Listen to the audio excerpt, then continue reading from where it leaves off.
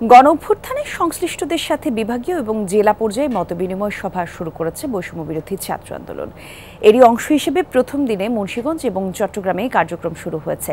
সার্জিস আলম সহ 14 সদস্যের প্রতিনিধি দল গেছে মুন্সিগঞ্জে। সেখানে ছাত্র প্রতিনিধিদের সাথে সাক্ষাৎ করেছেন নিহতের পরিবার এবং আহতদের সাথে, জিয়ারত করেছেন শহীদদের কবর। দুপুরে সরকারি হরগঙ্গা কলেজ মাঠ প্রাঙ্গণে ছাত্র জনতার সাথে মতবিনিময় সভা করবেন।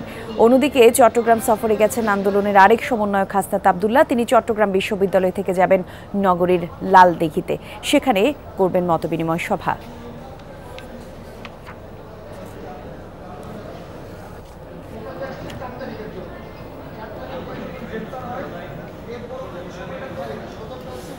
সর্বাধুনিক প্রযুক্তি ও সেরা মানের উপাদানে তৈরি আরএফএল চেয়ার, ক্ষমতার নয় সমতার চেয়ার। শিক্ষার্থীদের সাথে মতবিনিময় এবং আন্দোলনে নিহতদের কবর জিয়ারতের জন্য মুন্সিগঞ্জে গেছেন সার্জিস আলম সহ বৈষম্য বিরোধী ছাত্র আন্দোলনের সমন্বয়কদের একটি দল। আরও জানাতে যোগ দিচ্ছেন সহকর্মী আরাফাত রায়হান সাকিব। সাকিব, একটু জানাবেন বৈষম্য বিরোধী ছাত্র আন্দোলনের সমন্বয়কদের কর্মসূচির ব্যাপারে বিস্তারিত কি তথ্য আছে আপনার কাছে?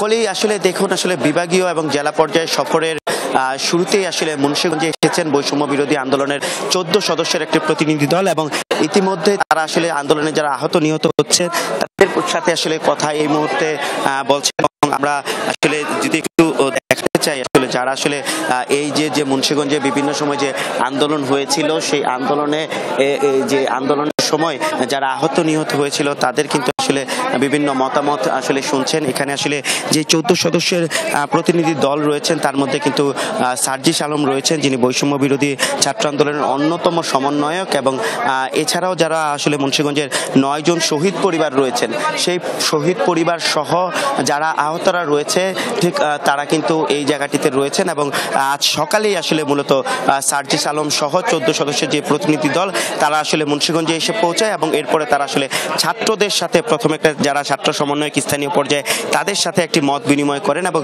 এই মত বিনিময়ের পরে এই মুহূর্তে আসলে শহীদ পরিবার এবং যারা আহত হয়েছে তাদের কথাবার্তা শুনছে। এবং এই কথাবার্তার মধ্যে আসলে যারা আহত হয়েছেন এবং তারা কিন্তু যে আন্দোলনের সময় যে বিভিন্ন স্মৃতিচারণ করছিলেন, এবং একই সাথে যারা নিহত হয়েছিলেন তাদের পরিবারের সদস্যরাও কিন্তু আসলে তাদের বিভিন্ন শোকগাথা এবং তাদের যে আত্মনাদ আহাজারি সেটিও কিন্তু তুলে ধরছেন, এবং প্রতিটি বিষয়কেই কিন্তু আসলে সমন্বয়ক কমিটির সদস্যরা যারা রয়েছেন তারা কিন্তু আসলে এটি নোট করছেন। এবং একই সাথে এখানে আসলে যে 14 সদস্যের সমন্বয় কমিটি রয়েছে তাদের মধ্যে কিন্তু আসলে মুন্সিগঞ্জের যে কেন্দ্র পর্যায়ে যে দায়িত্বে রয়েছেন ইব্রাহিম নীরব রয়েছেন, এবং একই সাথে অয়ন রয়েছেন এবং অন্যান্যরা কিন্তু রয়েছেন। এবং একই সাথে আমরা দেখতে পাচ্ছি যে এই জায়গাটিতে কিন্তু আসলে এই শহরের একটি জায়গায় সেখানে কিন্তু আসলে এই কথাবার্তা চলছে, এবং তারা কিন্তু নানা বিষয় তুলে ধরছেন। এবং একই সাথে শহীদ পরিবারের সদস্যদের পক্ষ থেকে বলা হচ্ছিল বা নিহত পরিবারের সদস্যদের পক্ষ থেকে বলা হচ্ছিল যারা